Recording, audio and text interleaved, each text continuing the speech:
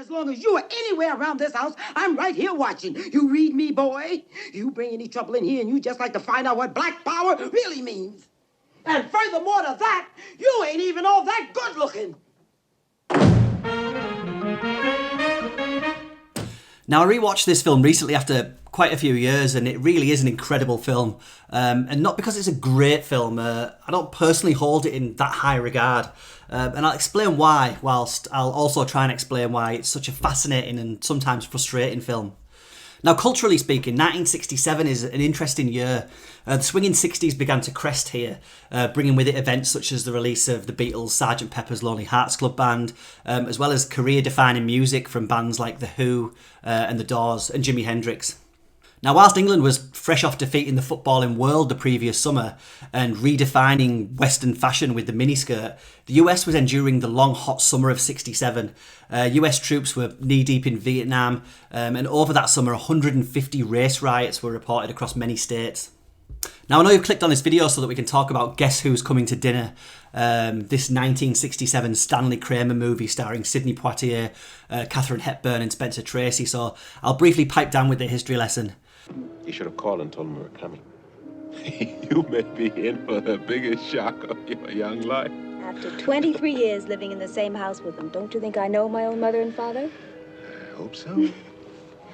There's no problem. So let's talk about Guess Who's Coming to Dinner, a film that tackles racism, although it doesn't really, and a film that challenges the future generations of America, although it doesn't really, but a film that's not only a product of its time, but seems eternally trapped there. Let's take a look.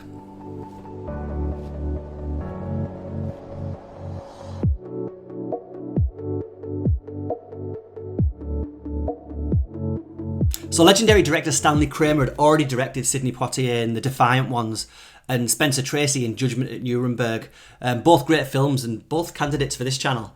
And in 1967 they released Guess Who's Coming to Dinner, the story of how a wealthy married couple in San Francisco, Spencer Tracy, publisher of a liberal newspaper, and Katharine Hepburn, who was the owner of a successful art gallery, how they react when their daughter returns home from a vacation with a surprise fiancé, accomplished black doctor played by Sidney Poitier.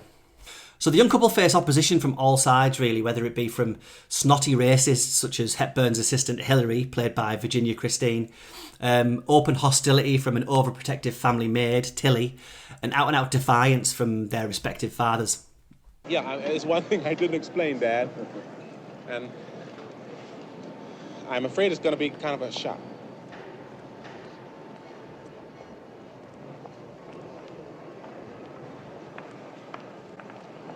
You see what I mean?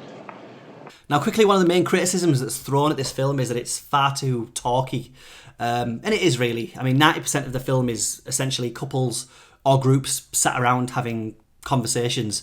Tracy and Poitier will have a chat, and then Poitier will get pulled away to chat with his mother, and then his mother will have a chat with Tracy, etc, etc. Now, with the exception of a couple of slap-you-in-the-face bizarre scenes, which I'll chat about in a minute, there is a very traditional feel to Guess Who's Coming to Dinner. It's essentially a set-based dining room drama, complete with a massively obvious fake San Francisco painted backdrop, and you can see why and how it's been adapted for the stage ever since. So when Guess Who's Coming to Dinner was made and released, it was a brave movie, I guess. I mean, mixed marriages were actually still illegal in many American states. But the key thing here is that, with the exception of one character, there are no out-and-out racists. The concern is only born out of what the future may hold for the couple, and especially any mixed-race children they may have. Are you shocked by the fact that John, that your son, is involved with a white girl? Surprised. It never happened before. I guess it never occurred to me that such a thing might happen. And for the most part, its messages are delivered quite lightly and with a streak of humour. Tilly, the family maid, although being an almost gone-with-the-wind level stereotype, is almost the comic relief.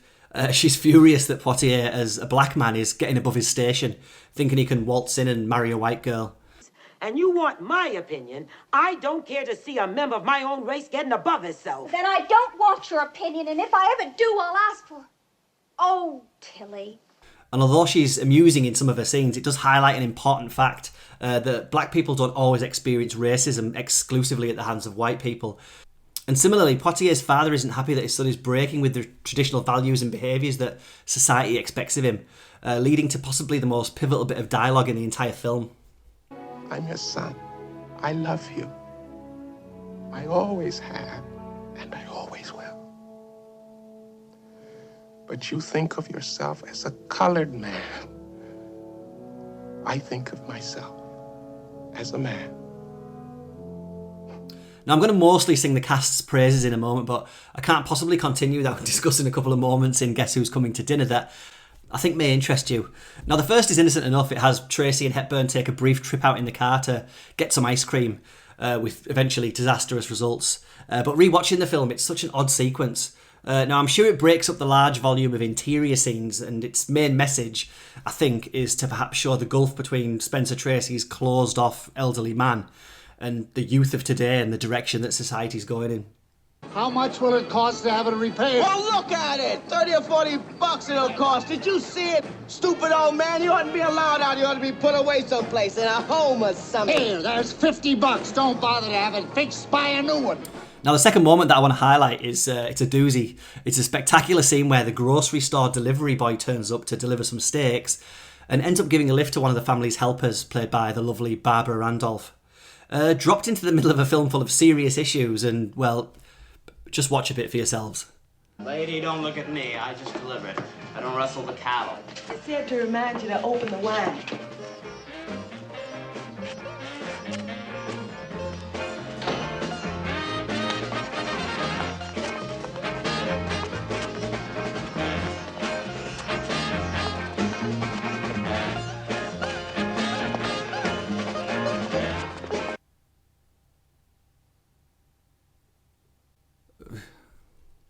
Anyway, moving on.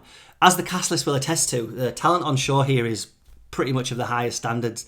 The only exception being Poitier's bride-to-be, Joey, actually played by Katharine Hepburn's niece, Katherine Houghton. She's a little bit out of her depth here. I mean, many would be, but she just about clings on amongst some of the giants of cinema.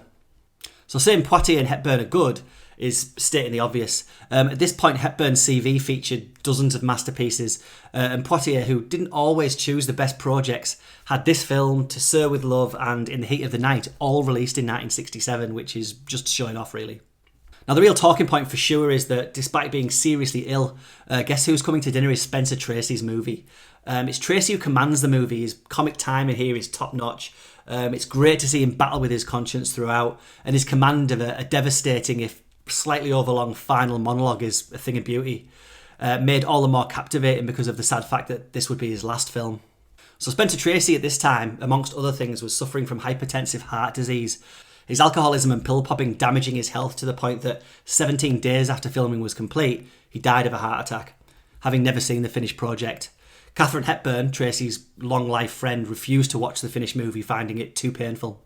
Now, one of the sad things about Guess Who's Coming to Dinner is that it skirts the issues of mixed marriage by having Poitier play a doctor with an outrageously impressive resume, making it difficult to question why he wouldn't be a catch for anyone. Well, he's an important guy. Just the main points: born Los Angeles, 1930, graduated magna cum laude Johns Hopkins, 54, assistant professor Yale Medical School, 55, 3 years professor London School of Tropical Medicine, 3 years assistant director World Health Organization, 2 textbooks and a list of monographs and medical society honors as long as your arm. Now, if Poitier was playing a down and out or maybe just a regular working class guy, the film and the attitudes of its characters would be drastically different. I suppose the other great sadness lies in the fact that 60 years after the film's release, many of its themes, arguments and attitudes are sadly still evident all around us in modern life. The film sits between two huge cultural tragedies, the assassination of Malcolm X in early 1965 and the moment Dr. Martin Luther King was shot dead in a Memphis hotel in April 1968. Guess Who's Coming to Dinner had already been released but was still playing in American theatres at that point.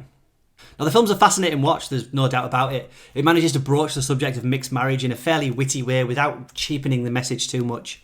But it's the performance of Spencer Tracy which makes the movie and adds that extra layer of poignancy. Go check it out. You and your whole lousy generation believes the way it was for you is the way it's got to be. And not until your whole generation has lain down and died will the dead weight of you be off our backs. You understand? You've got to get off my back.